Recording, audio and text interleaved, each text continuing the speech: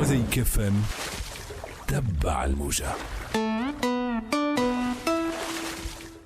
رحب بضيوفي في الاستوديو السيد فوزي عبد الرحمن القيادي في افاق تونس. مرحبا بك سيدي. وبيك بارك الله فيك. شكرا على قبول الدعوه سي محمد عبو القيادي بالتيار الديمقراطي. مرحبا ايضا. اهلا وسهلا. وشكرا على قبول الدعوه سيد وسام السعيدي القيادي بحركه نداء تونس. مرحبا. شكرا على الاستضافه. شكرا لك على قبول الدعوه. ايضا نتحدث اليوم على كلمه رئيس الحكومه في مجلس نواب الشعب. اهم النقاط اللي جات فيها تقريبا تحدث عن انه الفساد ضرب الثقه في الدوله، تحدث على انه الحمله هذه ليست انتقائيه وليست لتصفيه الحسابات، تحدث على أنه الترسانة التشريعية كانت مهمة جدا بالنسبة للحكومة لدعم الحرب على الفساد، تحدث على ضرورة الإصلاحات الإدارية والبداية فيها وإيمانهم بدور القضاء من خلال انتدابات جديدة ومحاولة إصلاحات في هذا المجال.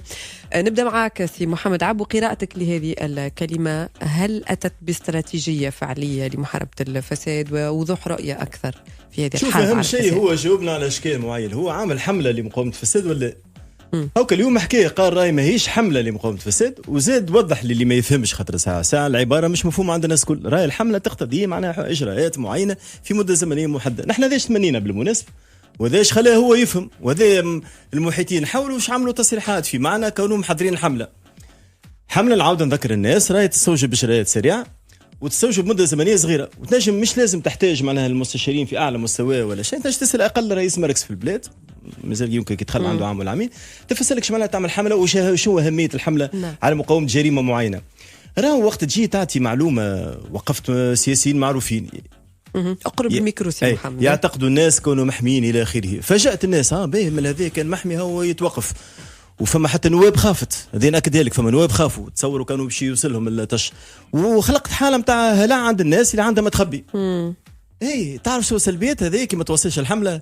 سلبيتها كون الناس تهرب فلوس. تو فما رقم ما نحبش ناكدوا، مش نحن خادمين ولا موسم الدوله، ما فما شكون يحكي على نص مليار دينار وقع سحبه من البنوك، حتى كان مش صحيحه، نشكو لك اكثر ونشكو لك اقل شويه، اما سي نورمال وقت تجي الناس تخوفهم وتعطيهم فرصه باش يتنفسوا. اول حاجه يعملوا يتامروا، اللي شد ملف على الاخر سايب لي هذا وسايب لك هذايا، اجى نحرقوا الملفات، كان سالوك تقول لهم كذا، تعطي فرصه للتاثير في سلامه سير البحث، وتعطي فرصه للناس تهريب ممتلكاتهم، وتعطي فرصه اللي باش يكتب شيء باسم قريب وباسم كذا واللي عنده ملفات يزي خباها في ثانيه. راهو شوف هذه علاش قلت لك ابسط حد في الامن ينجم مازال البارح بدا ولا قاضي معناه ينجم يعطيك معلومه، رد بالك تعمل حملات من هذا النوع، هاي سلبيتها. به راهو مش لتسجيل مواقف ضده، انت تعرف اعلى صوت ارتفع وقت هو قال حرب ضد الفساد والكل، نحن خرجنا قبل حتى الناس كلها حقيقه وواجبنا مش عاملين مزيه طبيعي نحبوا رئيس يقاوم الفساد. طبعا كان قوم الفساد باش نخسروا نحن حزبين، مش مهم، نحن نعمل في السياسه مش خاطر يلزمنا نحكموا، ان شاء الله نحكموا نهار وان شاء الله نحققوا برامجنا، اما هو في السلطه، هو وصل نحن ننظروا، هو في الواقع، وهو اللي قادر على كونه ينفذ اللي نحن نحلموا به. بالتالي على كل حال حبينا نوضحوا اللي هو وقت قال فما وقت ما قالش ولا هو ظهر لي وما قالش، اما اللي حاولوا قالوا لي فما حمله، سلبياتها مع الاجراءات اللي عملها هو واوحات بالفعل اللي فما حمله، كانوا اكيد فما ناس هربت ممتلكات، هذه غلطه الاولانيه. اثنين نعاودوا نسالوا سؤال، وعلاش ما تعملش حمله بالمعنى اللي قلنا لك واللي يقول لك فيه الناس واللي يقول لك عليه اي حد المستشارين نتاعك؟ تحتاج البلاد حمله، تختار رموز الفساد على مسؤوليتك، نحن ما نعرفوش اللي وقفهم رموز الفساد ولا، بل بالعكس انا اكد لك اللي طلعت على ملف واحد منهم طبعا اللي يوريك ملف راه عنده 20 مخبيين، باش نبدو متفقين، خاطر انا ما صدقش الناس، راه معناها نسمع منهم شكون وشنو لقيت؟ لا ملف واحد، فما زوز منهم على كل حال ناكد لك عندهم ملف واحد برك، عنده ملف واحد برك توا امام القضاء، اما هما كان ترجع لهم تلقى عنده 1000 ربما، هذيك ما نضمنلكش شكون. لا ما سميش انا عادات، يجيك حد محامي يقول لك بالاخر نعلم كم ملف، يعلمك ملف يوريك به الملف هذاك سي بون عادي من الحاجات العاديه، مثلا عاود تسمي لك ملفش فيه تبييض اموال، به كي نبذوه طبقوه القانون هذا اللي هو الحقيقه من عام 2013، فيه تصريح بمعلومات مغلوطه، وفي تدليس يقصد به الفواتير. نكمل لك الفكره برك، هذه على قداش من تونسي زعما تنطبق التهمه هذه.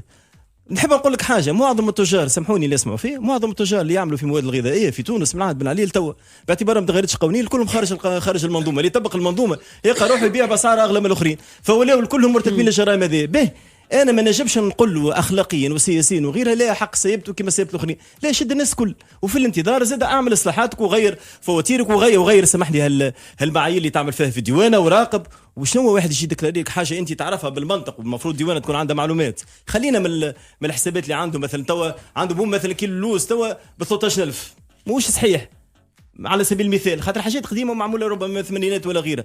اي صلح الديوانه خلاها نظام بن علي قاصد بها الفساد، انت صلحها. اما في الاثناء توقف ناس وقف، اما فسر لنا علاش هذا ومش هذا، علما كونه في المجال هذا بالذات معظمهم نقول معظمهم من باب الاحترام. طيب جدا، معناها كلمة رئيس الحكومة اليوم في نفس الجرائم هذه تقريبا. كلمة رئيس الحكومة اليوم بالنسبة لك أنت خليت البعض يخفي الملفات، كي زاد قال أنه هناك حملة نعم على الفاسدين، وتحدثت على أنه يلزم إصلاح الديوان، وتحدثت على أنه علاش مش السيد هذا وحقه راه فسر هذا ومش هذا وغيره. طيب دونك معناها وكأنه الكلمة لم تأتي لتوضح الرؤية، بل كأنها قراءة لماذا حصل من بداية يعني الإيقافات في آخر مارس. الكلمة اليوم كنا نستناو في معلومات، مثلا جاء رقم قال فما مليار دينار جبناه من التهريب. بالمناسبة عملناه البركة، أنا نحكي في التلفزيون نقول كان مثلا يحب يزيد ولا وقت يحب يزيد الأمنين والغير المليار دينار هذا ونجم يجيبوا مقاومة تهريب. لكن نقول له تونس حاجة واحدة، نهار توفر إرادة سياسية، نهار توفر إرادة سياسية في تونس تجب تدخل مليارات دينارات سنويا من مقاومة الفساد بشكل عام، تهريب بشكل من الأشكال فقط. سي فوزي. شكرا. أنا أول حاجة شو نقول من الناحية المبدئية البحتة، وقت اللي يجيني رئيس حكومة ولا أي مسؤول ويقول لي أنا باش نقطع بيك الواد متاع الفساد وباش نكمل باش نقطع بيك الواد، أنا ما نحكمش على النوايا، أنا اللي باش يقطعني باش يحكم هو، باش ما باش نقول رد بالك راك باش تقطع شطر الواد وباش تقف شطر الواد، لا، ولا في ربع الواد ولا في شطر ولا في كامل. انا نكمل باش يقطعني شطر الواد ما يسالش، نقبل شطر الواد. هي محاربه الفساد، هي حرب ضروريه، وقال فسر مليح رئيس حكومه علاش ضروريه، واحنا كنا نقولوا ديما والناس الكل قاعدين يقولوا علاش ضروريه، والناس كلنا مقتنعين اللي حرب الفساد هي ضد المواطنه في تونس، وتكسر المواطنه وتكسر تكافؤ الفرص وتكسر الاقتصاد وتكسر الاصول الاجتماعيه وتكسر كل شيء. دونك حرب الفساد من الناحيه المبدئيه اللي احنا الكلنا نبداو منخرطين فيها. وانا ثمنت موقف سي محمد وقت اللي من الاول بكل كان من الاولانيين اللي قالوا احنا خرجنا بيان في الاول بكل، وكان سي محمد وانا شخصيا ثمنت موقفه على المسانده اللامشروطه للموضوع هذا. وفي وسط المسانده اللامشروطه فيها هي المطالبه انه تكون مطالبه بالقوانين، انه يكمل حتى الاخر الى اخره. في وسط المسانده ما هيش شرط للمسانده، هي في وسط المسانده في وسط المسانده للحكومه في حربها ضد الفساد، فما الدعوه الى انه تكون الاجراءات سليمه، انه يكون مطابق القانون، انه يكون ما فماش تجاوزات، وانه تكون فما 3 حاجات اساسيه اللي انا لقيتهم اليوم في خطاب رئيس الحكومه بتفصيل صغير. تو نقولوا شنو. اول حاجه احنا كنا نقولوا لنجاح مقاومه الفساد يلزم فما 3 عناصر اساسيه تبدا موجوده. اول حاجه لابد من التعبير على خطه وطنيه لمقاومه الفساد. رئيس الحكومه جاوب اليوم قال راهي الخطه الوطنيه لمقاومه الفساد هي اللي صدقنا عليها مع هيئه مقاومه الفساد الى اخره. وبعد انتم عديتوا قبيلك شويه تصريح نتاع سي شوقي طبيب اللي يقول راهو ردوا بالكم الخطه هذه لم تقع المصادقه عليها. فهالخطه هذه يلزم رئيس الحكومه والطاقم الحكومي والوزراء الكل يخرجوا يقولوا لنا الخطه. انا عندي درافت نتاع الخطه هنا، خطه متكامله هي معناتها تعملت من عام 2014 وكمل سي شوقي طبيب كملها. هالخطه هذه الوطنيه هي اللي تفسر وتعطي الرؤيه. ولكن رئيس الحكومه لم يتحدث على خطه وطنيه، يتحدث على الترسانة القانونية التي ستضمن الحرب على الفساد. قال كلمة الخطة، قال احنا عندنا خطة، والخطة هي اللي عملتها هيئة مكافحة الفساد في كلامه على الخطة الوطنية. احنا اللي ناقص في الخطة مش أقول لك شنو اللي خاطر. شوف، معاقبة الفاسدين والضرب على أيدي الفاسدين بالنسبة لنا يمثل الربع ولا الثلث متاع العملية متاع الفساد. الثلثين ولا 3/4 متاع عملية الفساد هي كيفاش تسحب البساط ضد الفاسدين، كيفاش تنحي تجفف منابع الفساد. تجفيف منابع الفساد جاوب عليه رئيس الحكومة بطريقة جزئية، قال باش نعملوا إدارة إلكترونية باش نسهلوا الإجراءات. ما تكلمش مثلا على التراخيص. احنا تونس عندنا اليوم على نظام اقتصادي في 640 نشاط اقتصادي، عندنا أكثر من 300 نشاط اقتصادي خاضعين للتراخيص. وين تحط ترخيص أختي يمينة؟ وين تحط ترخيص؟ راهي باب من ابواب الفساد، راه ما تنساش. فهمتي؟ دونك فما تجفيف منابع الفساد سواء في الصفقات العموميه، في الاجراءات، سواء في الرخص الزايده الى اخره. هذم يلزمهم يكونوا في الخطه الوطنيه. نعم، ما هي النقطة الثالثة اللي غير موجودة؟ هذه النقطة الأولى. النقطة الثانية هي انخراط القضاء، وجاوب عليه بطريقة باهية. وتبقى الإمكانيات بتاع القضاء معناتها يلزم إمكانيات كبيرة. أنا كيف نشوف القطب المالي مثلا عنده تقريبا 2000 قضية عندهم و7 قضاة هما هو معناتها نقول ما يلزمنيش نزيدهم 20، يلزم نزيدهم 100 مثلا. فما مسألة نتاع إمكانيات الدولة إلى آخره. دونك تجاوب عليها بطريقة معناتها جزئية، ولكن جاوب عليها على الأقل الإمكانيات. وانخراط القضاء بطريقة تلقائية وعفوية، معناتها هذا هو الأهم في الموضوع هذا. واحنا قاعدين نشوفوا للقضاء انخرط في هذه العملية مؤخرا، مش من الأول، ولكن انخرط. وتوا يلزمنا نشجعوا القضاء على انه يمشي قدما ويمشي حتى الاخر في الموضوع هذا. والنقطه الثالثه اللي هي هامه هي المصداقيه. نحن نتكلموا عليها. طيب. المصداقيه وهي اعتبار انه لا احد فوق القانون، وهذه المصداقيه هو قالها وعبر عليها بالكلام.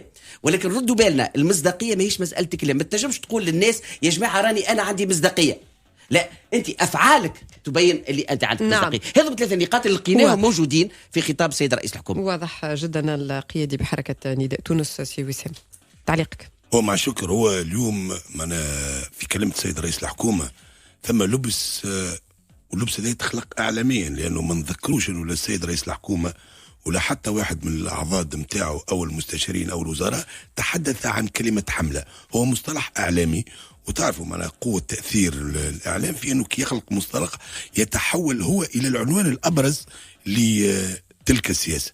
صارت ايقافات هي، فالاعلامي اوتوماتيكمون لازم يلقى توصيف من كاليفيكاسيون، فبالتالي يسميه حمله. وعلى الشخص اللي عنده دور في هذا الموضوع يقول لا راني ما عنديش حمله، راني عندي استراتيجيه، راني عندي خطه، راني عندي كذا. هذا ما قاله اليوم. هذه نقطه صحيح، تفصيل هذا صحيح. الموضوع نحطوه في اطار. دونك حبيت انه مصطلح وجمله الحمله ما جاتش من عند رئاسة الحكومة، نعم، ما جاتش من عند الأحزاب الحاكمة، جات إعلام، وهذا حق الإعلام في التوصيف وأنه يبدع ويبتكر المصطلحات نتاعو اللي باش يستعملها، مش باش ندخلوا فيه. اليوم سيد رئيس الحكومة جاوب على النقطة هذه وقال بالحرف الواحد أنه راهو لسنا بصدد حملة، نحن اليوم رانا بصدد سياسة كاملة وبين الأركان نتاعها. باش نحطوا الموضوع اليوم في إطاره، وراهو اليوم هذه جلسة الحوار، لأنه ما هي جلسة مساءلة، هي جلسة حوار بين البرلمان والسيد رئيس الحكومة. تم اقتراحه أساسا من كتلة نداء تونس وعديد الكتل الأخرى التي طلبت اللقاء مع السيد رئيس الحكومة. علاش؟ لأنه هناك أثيرت عديد التساؤلات في الشارع، وأثارها زاد أيضا النخب، وأثرتها منظمات المجتمع المدني، وأثرتها حتى أحزاب المعارضة. الناس طالبة باش تفهم. في هذا الإطار نزلت جلسة الحوار هذه من أجل تبيين ملامح الخطة والسياسة العامة. اليوم مجلس النواب بحواره مع الحكومة نبههم السيد رئيس الحكومة إلى مواطن الخلل اللي بداوا يدركوا فيها، وهي أساسا المساهمة والتسريع في إعداد الترسانة القانونية حتى تكون سياسة، مش سياسة ظرفية متعلقة، بل أنها سياسة ثم ترسي دولة القانون ودولة الحكم الرشيد. وما هي الخطة؟ شنو اللي يظهر في الخطة؟ اليوم اللي ريناه أنه الأركان الثلاث، أولا هو إرادة سياسية بقوة من السيد رئيس الحكومة، وهي أيضا مسنودة بإرادة سياسية من السيد رئيس الجمهورية الباجي قيس سبسي، وهذا ما عبر عنه السيد رئيس الحكومة حتى في تصريحاته الأخيرة في علاقة بأنه لم تكن لهذه الحملة أن تنجح لو لم يكن هناك دعم قوي ومباشر من السيد رئيس الجمهورية. نعم. وهذه الكلمة طيب جدا. هذه النقطة الأولى، الإرادة السياسية. النقطة الثانية هي توفر ترسانة قانونية كاملة متكاملة تلغي جميع الثغرات. ولنا حتى سي محمد يعرف معناها انه عنا، واحنا محامين كنا في الاصل، تلقى انه المنظومة التشريعية قاصرة وغير قادرة على انها تجابه حملة، تجابه معناها التهريب، تجابه الفساد، تجابه كل المرتكزات متاع الفساد. الحاجة الثالثة اللي رووها اليوم هي انه إعطاء ودعوة القضاء إلى مزيد تدعيم دوره. أنا ما نقولش إنه القضاة تراو ما همش اليوم يقوموا بالدور، لكن دعمهم في إطار إنه الانخراط في السياسة الجزائية في الدولة. أرى وقت ندعيوا القضاة إلى إنهم ينخرطوا في السياسة الجزائية للدولة، هذا ما هوش تدخل في القضاء، بل بالعكس معنا من أولوية الدولة أنها ترسم سياستها الجزائية العامة. اليوم نقولوا راهو المطروح على القضاء في علاقة بتونس إنه المطروح أكثر هو مقاومة الفساد، نعم، ومقاومة التهريب، ومقاومة أيضا كل أشكال الفساد والإفساد الموجودة في البلاد. نعتبره ما حصل اليوم في كلمة السيد رئيس الحكومة هو حالة إيجابية تنتظرها الدعم أقوى وأكبر، أولا من الأحزاب السياسية، ثانيا من مجلس النواب، وثالثا من منظمات المجتمع المدني. نحب نذكروا حاجة أخرى، أنه راهو السيد رئيس الحكومة وأيضا رئيس الجمهورية من قبل 6 أشهر ما تنطلق حملة الإيقافات، لأنه سياسة مقاومة الفساد نعتبروها انطلقت في حركة نداء تونس، أما من قبل ما تنطلق ب6 أشهر شخص واعتبر السيد رئيس الحكومة في خطاب سابق أنه راهو الفساد قد تغلغل في الدولة ويجب أن يقع اقتلاعه من جذوره. حثوا على كلمة رئيس الحكومة اليوم في مجلس نواب الشعب ومدى وضوح الرؤية فيما يخص محاربة الفساد اليوم في تونس. تحدث على أنه ليست مجرد حملة، وإن كانت بدأت بحملة إيقافات هي لما سمي برؤوس الفساد في تونس. لكن اليوم تحدث على أهمية ترسانة التشريعية التي تساعد على ربما هذه الحرب على الفساد وتقيها من خلال هذه الترسانة القانونية. مدى ممكن فاعلية أو نجاعة هذه الترسانة القانونية؟ نبدأ معك سي محمد، تفضل. شوف، كونوا عندنا قوانين ناقصة ما فيش حتى شك، كونوا عندنا قوانين تسهل الفساد ما فما حتى شك. اما يجي حد وذي يقولوا فيه برشا ناس في الطبقة السياسية، كل ما تقول له مقاومة فساد يقول لك مسهلة حتى نبدلوا التشريع.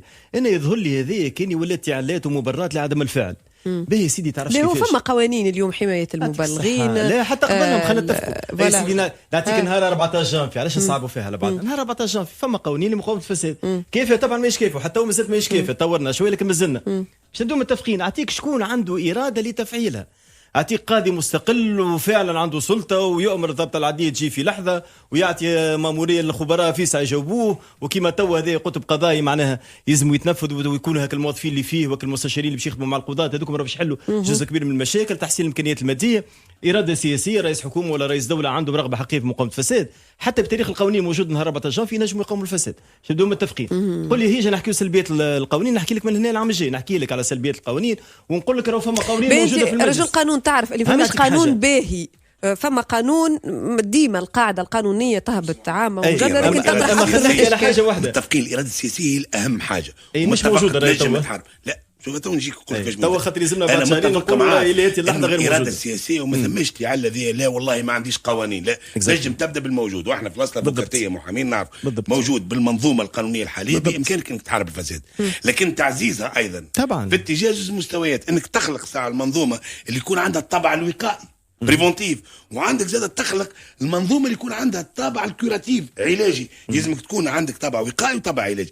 اليوم وقت اللي نقولوا راهو نطالبوا بها نقولوا ماذا بينا تدعيم المنظومه القانونيه نكمل الفكره في اتجاه اضفاء نجاعه اقرب الميكرو سويسم كي تتكلم في اتجاه اضفاء نجاعه سياسيه اكثر على هذه العمليه. فقط هذا نحب، مش معناها نقول لك لماذا مفقوده الاراده السياسيه حسب رايك سي محمد؟ حسب رايي اما عدم كفاءه، وهذا احتمال مستبعد تماما، يا اما فما مصالح. هذا ايش نجم نقول؟ جاء سيوسف الشاه اليوم، شو قصه طويله سيوسف الشاه نهار قال نحب نقاوم الفساد، باش نبداو واضحين. التاويلات حتى داخلنا راهو كيفاش تعطيوه في معناها كارت بلونش ويعمل وردوك زعيم الى اخره.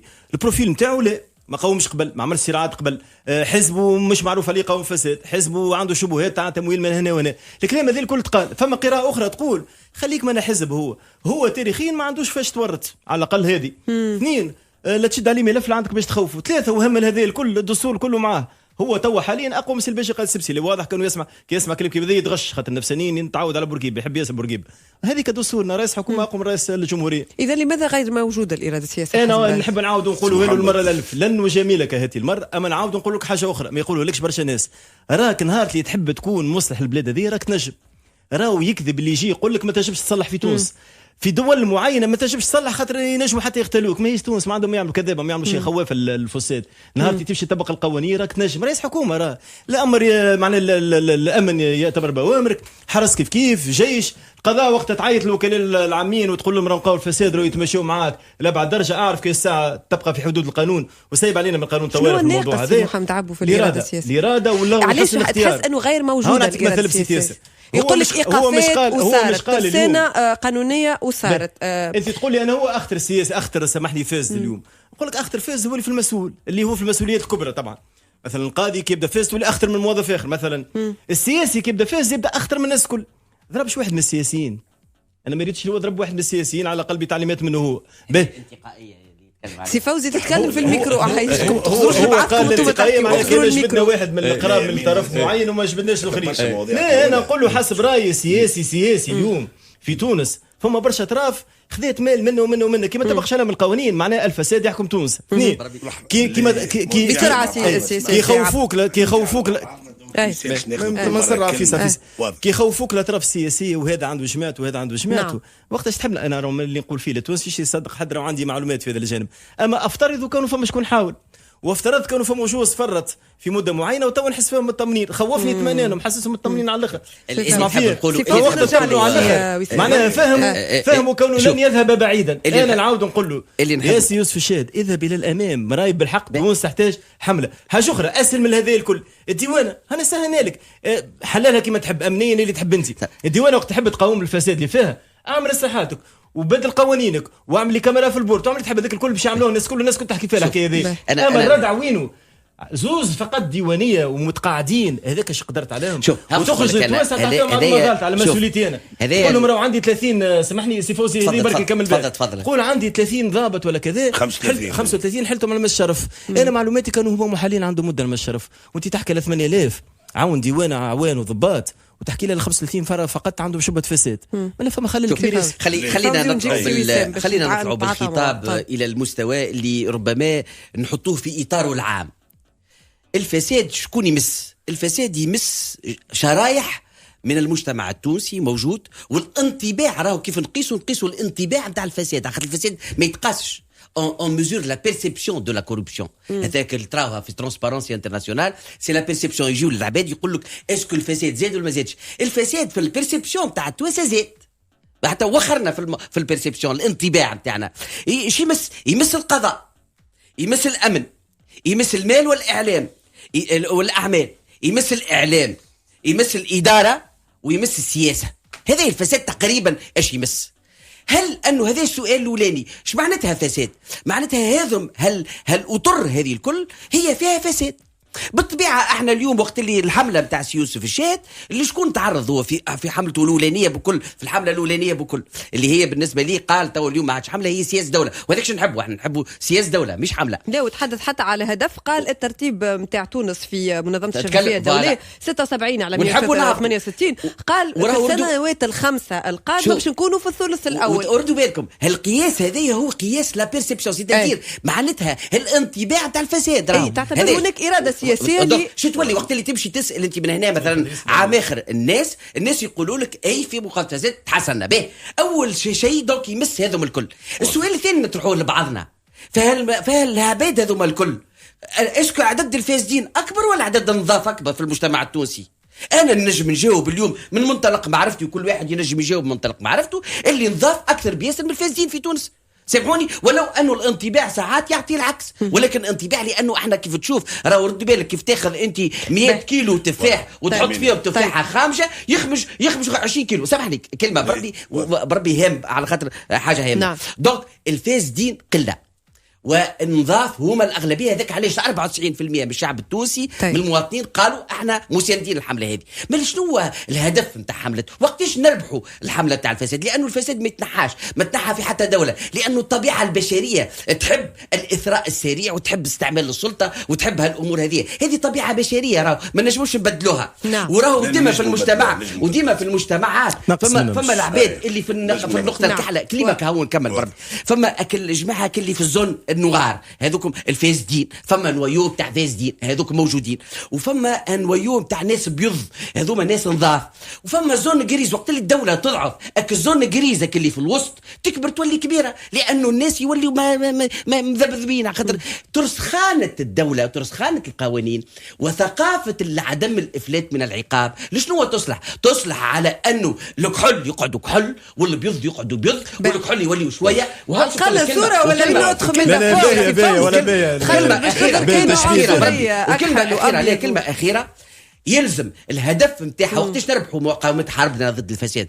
وقت اللي الخوف يولي في معسكر الفاسدين ماهوش في معسكر الناس النظاف اللي اليوم ربما في معسكر الناس النظاف. وقت اللي الخوف كيفاش يبلي الخوف هو بالقانون خاطر في النقطة هذه سي محمد عبو قال لك فما ريت ناس اصفرت وجوههم في بداية الحملة واليوم يقول وجوههم نورت من الجديد.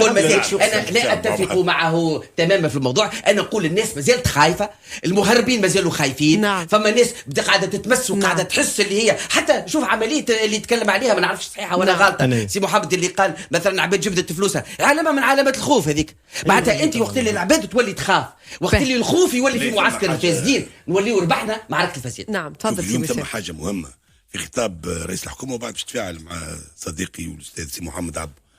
حاجه المهمه اليوم بخلاف انه رسم ملامح عامه لسياسه كامله في مقاومه الفساد، قدم لنا حاجه اخرى اللي هي التمييز وطمأنة رجال الاعمال، لانه ركز عليهم برشا وبين انه الحمله هذه راهي حمله ضد الكناطريه، وبين انه راهي الحمله نتاع الايقافات هذه انه ما ثماش حتى كناطري ينجم يتدخل في السياسه وتكون عنده علاقه بالسياسه.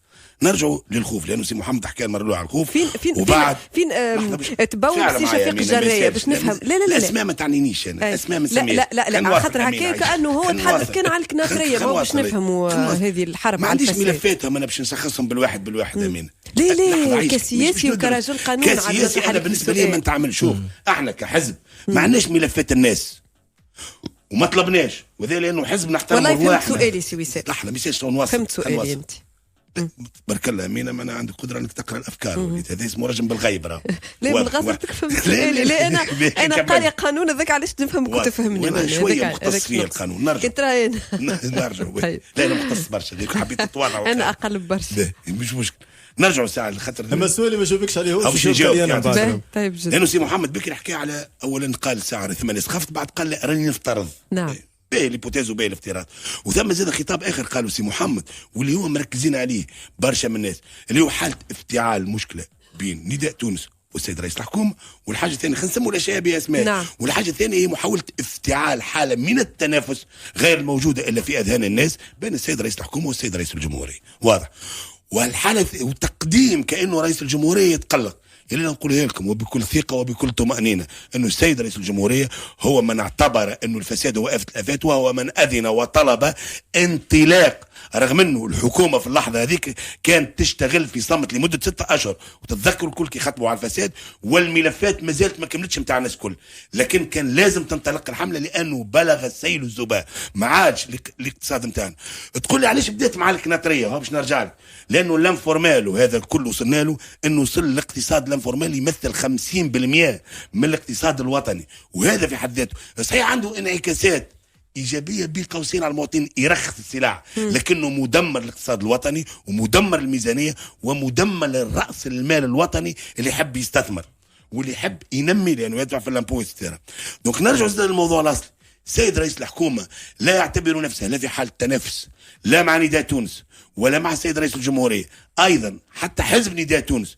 واليوم ها واحنا على الهواء مباشره نقولوا نسالوا ثماش وزير، ثماش مسؤول، ثماش قاضي، ثماش هيئه انستونس، سي شوقي طبيب كلموش واحد اتصلش به واحد من نداء تونس. ما نعيشوا في الترانسبارونس توتال تو. ظهر اذا كان عندنا حاجه واذا كان عندنا مكسب مجمعين عليه الكل في انتظار تحقيق مكاسب، اللي هو مكسب حريه الاعلام ومكسب الوسائل الاجتماعيه ومكسب الاتصال.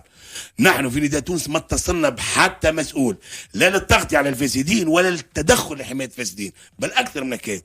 في لقاء وفد حركه نداء تونس مع السيد رئيس الجمهوريه كان واضح، قال هذه السياسه هي سياسه الدوله يجب ان تستمر، وسنده رئيس الحكومه قال معاه يا اما نختار يا الدوله. نقطة مهمة جدا نثمن فيها كلامك.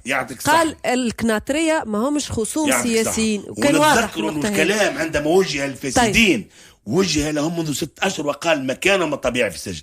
اليوم سي محمد اللي خلى الحكومة تلتجأ لاستعمال قانون الطوارئ اللي هو قانون قديم، وتعرف معنا حتى ثم بعض افوكاتيه وبعض رجال القانون يطرحوا يقول لك مدام مطابقته للدستور اصلا، لكن اللجوء لانه المنظومه قاصره، لانه نشوفوا في حاله نتاع فساد كبرى وتخريب كامل ممنهج البلاد ونلقاو المنظومه قاصره. وانت تشوف هاو ناس تحالوا ناس على التحقيق، اضطرت الدوله من جديد ان تعاود تستعمل قانون الطوارئ وقام بيطلقهم اليوم لانه زاد القضاء مستقل. لحظه نكمل واضح، احكي على الاكزومبل تبع وانا نقولها لك بكل وضوح. من هناك عديد الاحزاب عندهم صداقات ويتدخلوا في القضاء. احنا نقول هيك في نداء تونس ما عندنا حتى علاقه، ونتحدى كان قاضي. من هي الاحزاب المتدخله في القضاء؟ مره سي محمد حكيت قلت ترى ثم بعض قضاة اتصلوا بيا وحكاوا لي قالوا لي هاي الاشكاليات وتستير. احنا ما عندناش حتى الاتصالات هذه لا فورمال. وانا ننزك سي محمد، مش معناها انتم تحبوا تدخلوا في القضاء، لا انا ننزك ونعرف. لا انت توا اللي يسمعك مواطن بسيط ان شاء الله ما يكونوش برشا بسطاء. وانا نجي نقول لك راه نسمعوا بعض الاشكاليات تقول يدخلوا. نقول لك لا خلينا نواصل. دخلوا ذو لا مش ما يصير سامحني. ما عندنا حتى اشكاليه، وبالعكس نقولوا احنا في محمد حزبا وكتله نيابيه على ذمة هذه الحرب المقدسة نعتبرها في مصلحة تونس واضح وفي مصلحة جداً. الأجيال، واضح. ونقول له امضي قدما واضح. فانه إدارة الحزب المسؤول طيب. الأول في الحزب سواء المدير التنفيذي أو قيادة الحزب معه في هذه الحملة. لن نرتعش، لن نرتجف، ولن يصيبنا ولن أي تصفر الوجوه. استقرار طيب جدا. أو اخذرار أو احمرار. وهناك سياسة دولة ضد الحرب على الفساد، مع الحرب على الفساد من خلال هذه الكلمة. تعقيبك سي محمد، وخلينا نوصل هذا الحوار. هي سياسة الدولة، ما تنحي لك الاستثناء صغير اللي عنده شهرين اقرب لنا كان الميكرو. اي طبعا السيناس هذا هو الصعيب راه في الخدمة في الراديو، الميكرو ديما قريب له، سينو الصوت ما يوصلش. مع هذه التصريحات اللي عملها والاجراءات طبعا اللي عملها رئيس الحكومة عندها شهرين هنا نناقشوا فيها. بشكل عام سياسة الدولة هي سياسة فساد، مش سياسة مقاومة فساد قبل الثورة وبعد الثورة. سياسة فساد راهي مقصودة. أعطيك مثل عام 2012 فما شكون جاء قال مرسوم 120 هذا نتاع مكافحة الفساد يجي نقصوا منه. بعد ما مشيتش معاه رئيس الحكومة قال لا وحسمها في اتجاه كونه ما يتمسش. أي ولات ما يخرجش الأمر. عمرها ما تعاملت الجهاز تاع التقصي، الحكومات كلها متورطة في الشيء هذا حتى اللحظة هذه، حتى سي يوسف شاهد. تو البارح مثلا تعدى القانون هذا، احنا صوتنا عليه بالمناسبه خاطر مش معقول باش نعطلوا قانون نضربوا 6 شهور اخرين باش يتعمل بصراحه. رغم نحن مش مقتنعين به، وقلنا حتى الاخوان اللي صوتوا ضد على انتم مبدئيين اكثر، ربما نحن راهو لازم نعديو قانون ما نجوش نعطلوه. اما راهو سلبيات. شو السلبيات؟ اراده سياسيه معينه ضعف اكثر من يمكن الهيئات المستقله. القضاء توا اللي هي اللحظه اللي قالوا رئيس الحكومه غير مقنع اليوم، وفما قضاة وتنقلوهم، مش انت باش نقلهم بس المساله على القضاء باش نقلهم، وهاي جاي السيف. واثنين صدرنا الاوامر وش يهمك في المساله القضاء تتصرفوا كل واحد مسؤول على افعاله في البلاد هذه. انت رئيس حكومه خرج الاوامر. اثنين غيرك البنيه التي لا تليق في محمد الخامس. شوف معنا بنيه اخرى تليق بالقضاء وحتى فيها اجراءات امنيه، راهو المساله هذه عند رئيس الحكومه مش عندنا نحن. وحاجه اخرى وزاره العدل وقتاش تعمل اجراءات فيما يخص الانتدابات نتاع المساعدين نتاع القضاة هذوما عاملين عليهم على الاخر. الخبراء خلقوا ازمه كبيره تحب ولا تكره، مع كامل الاحترام للساده الخبراء، يلزم ناس يخدموا مع القضاة موظفين متكونين في الجوانب هذه، وهذوك هما اللي باش نعملوا عليهم في المستقبل في الاقطاب القضائي في القطب القضائي المالي هذا باش نبداو متفقين به. سياسه الدوله سياسه فساد. نزيدك حاجه اخرى، عمرها ما صدر توا هاوما 23 مايو تغيرت حاجات في الديوان وكذا، اما قبل 23 مايو عمرها على مسؤوليتي ما صدرت تعليمات القوات الامن الداخلي ولا للديوانه اجعلوا من الاولويه مقاومه الفساد. عمرها ما قال لهم حتى حد الحكومات اللي مرت بعد الثوره الكل حد ما قالها لهم. انت نهار عيط العون اما انت يثق فيك وتثق فيك بما فيهم حكومه الشاه. توها شهرين هذيا ما عنديش معلومات ويسمعوا فيا توانسه مش نعطي الحاجه ما نعرفهاش. اما حتى توا ما زلت نعتقد اللي ما خرجش امر واضح وتعليمات واضحه الاولويه مقاومه الفساد. الفساد ديما حتى الفوق راه نحب نعلمك بحاجه افعال تغلب الكلام سي محمد. اليوم اللي ترى انت حمله نتاع ايقافات الى اخره. لا مش برشا مره مش برشا مع حجم الفساد بدينا خطوه الاولانيه الماراثون يبدا بخطوه بمعنى كونه توانسه والصيغه السيمه المميزه للسياسيين نتاعنا هي الفساد. خرج واحد منهم نواره هكا قال يا نقاوموا شويه الفساد نصفقوا له، انا قاعدين نصفقوا له. اما نحب نقول حاجه، السلبيات نتاع كان يواصل كيما في نفس المستوى يوسف الشاهد كانوا في الاخر باش يصدموا برشا توانسه ويصدقوا وجهه نظر اللي عادوا فيها بعض السياسيين. كانوا البلاد هذه ما فيها ما تصلح. اليوم عندنا سياسيين يبرر في هذا. فما شكون قال اللي يقاوم الفساد يقول فيها من 2012 فما معركه حتى داخليا عندنا نحن في ترويكا اللي يقاوم الفساد يدمروه. هو يوسف الشاهد قام خرج قال باش يقاوم الفساد، خرجت له مسيرات في الشارع وناس معاه وناس تتحرك معاه الى اخره. اللي يقول فيه سي فوزي راهو معاه. اغلبيه التوانسه ما عندهمش علاقه، حتى اللي يدفع في ال 5000 ولا 20000 يدفعها وهو يحس روحه مجبر عليها في داخله في اصله في تربيته ما حسوش بها. قليل المستفيدين من الفساد.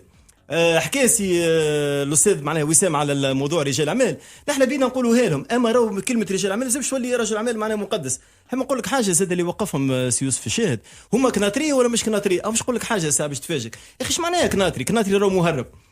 اما اش معناها اقتصاد موازي والايكونومي سوتيران والكل هي اللي ماهيش ديكلاري. راهو اللي وقفهم عندهم شركات ومقرات وكتبه وعندهم اكسبير كونتابل الى اخره. التلاعب الكل يصير غاديكا راهو باش تتصور كلهم كناطريك اللي داخلين من بنقردان دور بنقردان والجنوب الكل ما صارتش ايقافات فيها معناها اللي رموز نتاع التهريب باش يبدا في بالك اللي تشبه هنا والسلع تدخل الديوان والسلع تدخل مش حاجه والسلع كبيره تدخل الديوان بالاخر نتفاعل مع بعض. ثم لا نتفاعلوا لازم نكمل صح. الوقت ماذا بينا تفضل يا سي وسام. ما هي المسؤولة عن الوقت. نعم. المسؤولة عن الوقت حزب حاكم وحتى في موزايك. لا في موزايك توا هكا في الميسيون هذه انا نحاول نمرر الكلمه بيناتكم الثلاث. ما تطولش برشا يا سي وسام جاوبني خليك يفضلك تفضل سيدي. اي تفاعل معاه هذا تطلب منك. شو قلت لك ثم ايقافات اخرى وجا اليوم حتى السيد رئيس الحكومه حكى عليها قال ثم عشرات ايقافات اخرى ما خذتش حظها اعلاميا لانه الاعلام وذيك مش كان في تونس خاصه، في العالم الكل. دونك تعني الخبر المميز، الاسم المعروف. مثلا بتجي تقول له انت عمار بن صالح راهو توقف في بن قردان، اللي ما يعرفوا حد وعمره ما خرج عليه ارتيكل، ماهوش خبر بالنسبه لي كاعلامي. نذكروا القاعده الكبيره نتاعهم اللي راهو القطار جا في وقته ماهوش خبر، اما القطار اللي يجي في وقته هو خبر. غالط هذا. دونك الاسم احنا راهو المعلومه نتعاملوا معها بنفس الطريقه، على الاقل نحكي لك على مزيف معناها شخص رانا نخرجوا المعلومه. ابخي الناس المتقبل يهتم والا لا ما نعرفوش هذيك حاجه. محب تتفرغ اكثر للسياسه، اما نتبعوا احنا في المحكمه عشرات الايقافات صارت بعد. فما شكون اللي تم فهم اصدار بطاقات ايداع، وفما شكون اللي بقاو في حاله صراحه. اليوم انا في رايي محمد معاك نحطوا ديما اصبعنا على الداء ونشخصوا السلبيات، اما هات نكونوا حاله ايجابيه في الفعل السياسي في الطاعات. كيفاش باش نكون؟ نحن في قمه الايجابيه. نكمل.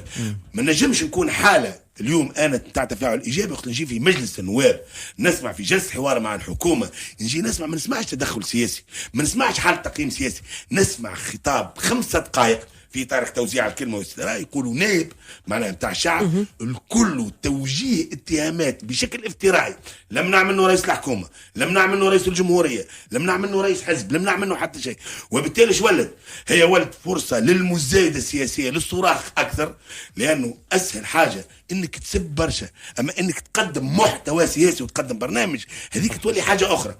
دونك نرجع لك اليوم راهو التفاعل الايجابي ما يعنيش يقول لك اعطي كارت بلونش، حتى حد ما يطلب من عندك كارت بلونش في السياسه، خاصه وانت في المعارضه ما يطلب منك حد كارت بلونش. مش نطلبوا منك حاله التفاعل الايجابي، نقولوا هذه راهو يلزمها زياده الدعم. يا اخوي ما نقولش سنه، نقول لا يلزمها زياده الدعم، اما ديما نستغلوا كل مناسبه لتصفيه حساب مع الخصوم السياسيين واستغلاله، وكلام مش موجه ليك راهو، فانه هذا لا يعتبر مسلكيه سياسيه سليمه. اليوم احنا راهو قدمنا مبادره ونذكروا، واول ناس هبطوا بيان وكان بيان ساك فارم، حتى كي سالونا عليه خلونا بيكم ما حكيتوش على الاستثناءات القانونيه واحترام حقوق الانسان. قلنا لهم احنا حزب سياسي ماناش رابطه حقوق الانسان باش نقول والله وراعيوا لي الحريات، هذيك رابطه حقوق الانسان كل واحد يخدم دوره. احنا هبطنا في بيان فارم لا يحتمل تأويل في اي شيء، وبالتالي انخراطنا هو انخراط كلي.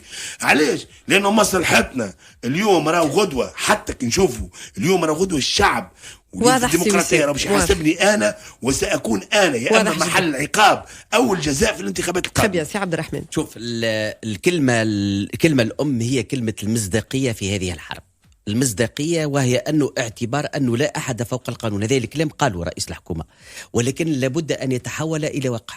وهات نبداو احنا بالسياسيين. ما فما فساد في السياسه ولا فما فساد في المال السياسي، فما فساد في الانتخابات. ما تنساوش اللي شو اسمه لا كور دي كونت اللي اليوم قاعده تشوف في القضايا بتاع 2011 على خاطر ما عندهاش امكانيات باش تشوفهم. الكور دي كونت اليوم دائره المحاسبات لليوم ما عملتش حتى تدقيق لاي حزب سياسي على مصادر التمويل نتاعو. هات نبداو بهذايا احنا ديجا كسياسيين باش ننظفوا، باش اخلاقه العمل السياسي. يلزم لا موراليزاسيون، ونحن مع كل المبادرات في الميدان. لا موراليزاسيون دو لا بوليتيك، هذه اخلاقه العمل السياسي، هي اولويه. هات الاحزاب تكنس قدام الديار نتاعها. اذا كان الاحزاب عندها هي شبهات تاع فساد تنظم روحها هي الاولانيه قبل وهي تتكلم على هذايا، ما تخليش الناس الاخرين يتكلموا على الموضوع هذايا هو الرسمي بتاعنا. نبداو بهذايا من بعد القضاء. من هي الاحزاب المسؤوله على ذلك؟ شو الاحزاب الكل؟ انا بالنسبه لي الاحزاب عندنا 250 حزب. نبداو بالاحزاب الكبار اللي هي في المشهد السياسي. نحن بالنسبه لنا الاحزاب الكبار مثلا شوف بيسالش احنا قاعدين نعملوا نبلغوا على حساباتنا الى اخره. اما هي تبدا دائره المحاسبات تبدا بالحزب الكبير الاولاني، تبدا بميدان تونس لانه هو الاولاني، ومن بعد تبدا الثاني النهضه، ومن بعد الثالث. تقارير المحاسباتيه قدمناها موجوده في الكور دي كونت وشفافه وترانسبارنت. مانيش قاعد نقول عدم شفافيه حاجه، قاعد نقول على الكور دي كونت تعمل تدقيق على الحسابات، تبدا بالاولاني ومن بعد الثاني وبالثالث. خليك نرجعوا الدوله هي تموجه، مش لازم نحيوا المال الخاص، نحيوا المال الخاص، تمويل الاحزاب. حتى شوف تمويل ويولي تمويل من المال العمومي. خلينا نقول مع بعض. تفضل يا سي وسام، خليني نقول كلمه معك يرحم بوك. وقت اللي حتى قانون تمويل الاحزاب قانون لا يستجيب الى الواقع التونسي اليوم، ماهوش لا يستجيب لا من بعيد لا من قريب، فهمتني؟ هات وعلاش العباد فاده من السياسه اليوم في تونس؟ وعلاش ما عادش عندها مصداقيه الاحزاب السياسيه اليوم، على خاطر فما برشا فساد في الموضوع هذا، وخاطر قاعدين يشوفوا وكيما نعاودوا نقولوا الانطباع تاع الفساد والكل. نكمل بكلمه اخيره سيدتي العزيزه، هي القضاء اساس العمران. نقولوا انخراط القضاء في العمليه. ايش معناتها انخراط القضاء؟ انت كي تبدا عندك قطب قضائي عندك 2000 قضيه، شكون باش يعطي الاولويه في ال 2000 قضيه باش نختار انا ال10 هذوما باش نبدا بهم؟ على خاطر ما ينجموش، هما 7 قضاة، يلزموا 7 قضايا. انا نجم ما بين قضايا بتاع فساد والا قضيه بتاع شيكات بلاش رصيد، نجم نمشي نختار الشيكات الساهلين، الشيكات بلاش رصيد. تولي السياسه الجزائيه اللي هي مقاومه الفساد ماهيش مطبقه في القضاء، والبروكورور دو لا ريبوبليك والدوله الى اخره ما عندها حتى سلطه على القضاء باش تعمل بريورتيزيون على كل 2000 دوسي هذاك باش تجبد ال10 ولا ال20 ولا ال100 دوسي اللي هامين، وهذاك تمشي معناتها هذايا انخراط القضاء. لابد انه نتناقشوا مع القضاء، فما نقاش مع القضاء كيفاش ناقعوا، كيفاش هالدولة هذه كلها بجميع أجهزتها بما فيهم القضاء تنخرط في هذا العملية. نعم. سي محمد شوف نحن مثلا على سبيل المثال قدمنا مشروع قانون عام 2013 يتعلق بالشفافيه والاثراء غير الشرعي، وفي المجلس التاسيسي وما نظروش فيه كما قلنا لهم الاول، ما كومش تنظروا فيه، فاهمين بعضنا التوانسه الكل. عاودناه مع مجلس نواب الشعب منذ سنتين تقريبا ومازال ما نظروش فيه. وهو اليوم قال رئيس الحكومه عدينا لكم او فما مشروع قاعدين نستشيروا فيه المسألة على القضاء يتعلق بالشفافيه وجريمه الاثراء غير الشرعي. هنا عديناه نحن. شكون قال قانوننا سيء؟ قانوننا جيد، قانون تاريخ وقديم من 2012 تخدم في وزاره السلاح الاداري، يتبدل من بعد، قصه طويله ياسر، والناس قدمت فيه مقترحات الى اخره. عديتوه القانون هذا، والقانون هذا يعطي سلطه مهمه جدا لاداره المحاسبات. وطبعا القانون هذا ما يلزمش يبقى حبر على اوراق. دائره المحاسبات بيدها مدعوه كون تتغير السنه، ما نعرفش نتثبت، قالوا في بالي 20 ما عادش 10 كما قبل، ولكن عدد القضاة تاع دائره المحاسبات اليوم 140 فقط. 140 هذوما ما يجوش يحلوا كل المشاكل اللي نحن نطلبوها، والقضاة هذوما المفروض بعادين على المعركه السياسيه، وهما اللي يتبعوا المسائل نتاع التصاريح بالممتلكات للسياسيين. قطع النظر القانون اللي تعمل البارح، وين القانون هذا؟ ما تعملش. نشر الممتلكات بالنسبه للمسؤولين الكبار على الانترنت، هذا حق المفروض تعدى. واهم من هذا الكل هو كونك ما تفيقش بالفاسد، تفيق به كان عن طريق النفقات نتاعو والثروات نتاعو. نعم. يعني الاحزاب السياسيه، مؤسسات الاعلام، الصحفيين، الموظفين والجمعيات، هذوما الكل حطيناهم في القانون. وقت تفيق بواحد نفقاته ولا ممتلكاته اكثر مما صرح به، فهو مرتكب لجريمه اثراء غير الشرعي ويعاقب بالسجن بالاضافه لمسددات الممتلكات. 5 سكوند اخذ الوقت، تفضل سيدي. وحاجه اخرى سامحني، قانون المصالحه يتنافى تماما تمام التنافي مع مقاومه الفساد ولزوز دول سيدي خلينا ما يتنافاش. سي وسام نختم معاك، عايشكم الوقت. هذا قانون زاد قياديين قبل سنداء تونس انه راهو عندنا مطلب اساسي ان يتحول الدوله هي ممول، يعني ان يكون تمويل الاحزاب من المال العام، التمويل العمومي. هات نسكر تمويل الخاص، يلزم نقاش، يلزم نقاش. احنا عندنا نحلوا ديبا اذا المره الجايه فيما يخص التمويل السياسي للاحزاب. شكرا لكم. المجال السياسي العام. نعم. المبادرة الثانية هي مقاومة شكرا لك. شكرا لك سي وسام السعيد القيادي بحركة نداء تونس، سي محمد عبو القيادي بالتيار الديمقراطي، والسيد فوزي عبد الرحمن القيادي في افاق تونس. شكرا لكم على كل هذه التوضيحات.